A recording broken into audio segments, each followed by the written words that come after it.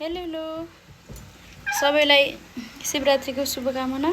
आज फागुनको 3 गते म व्रत बसेको छु। मन्दिर पनि गएन आज।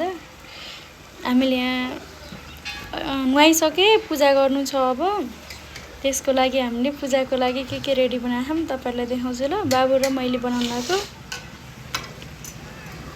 यो बनाइसकेर बत्ती बालेर के पूजा गरेर अनि खाने हो। देखाउँछु ल के बनाउन लाग्छ।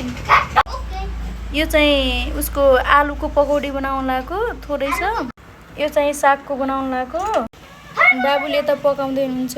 यो आलुको पाकिरहेछ अहिले। अनि यो चाहिँ यो सरी आलुको नै यो सागको पाकिरहेछ। यो राम्रो देखेको चाहिँ उसको आलुको, अर्को चाहिँ सागको कालो देखिँदैछ पाकेपछि। अनि मेरो साथी सपोर्ट गर्ने चाहिँ बाबु हुनुहुन्छ। यता हेर्नु हाँस्नु कनै डल्ने थिए। अझै अरू पनि बनाउनु बाँकी छ, देखाउँछु ल। कन्टिन्यू गर्दै जान्छु, कन्टिन्यू बनाउँदै जान्छु। हजुरहरु हेर्दै गर्नुहोला। ओके गाइज, हामीले फाइनली यो बनाइसक्यौँ, पकौडी बनाइसक्यौँ। यो आलुको र उसको सागको यस्तो भाइ देखिरह। अनि यो हाम्रो सक्यो। हाम्रो हलुवा सुजी के भन्छ त्यही हो। अहिले बनाइसक्यौँ। अबदेखि खाने हो। मैले पूजा गर्छु गाइस, त्यही हो।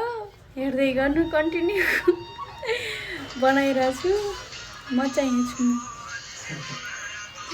बनाउँदै गर्छु। हेर्नु ल बाबु र म।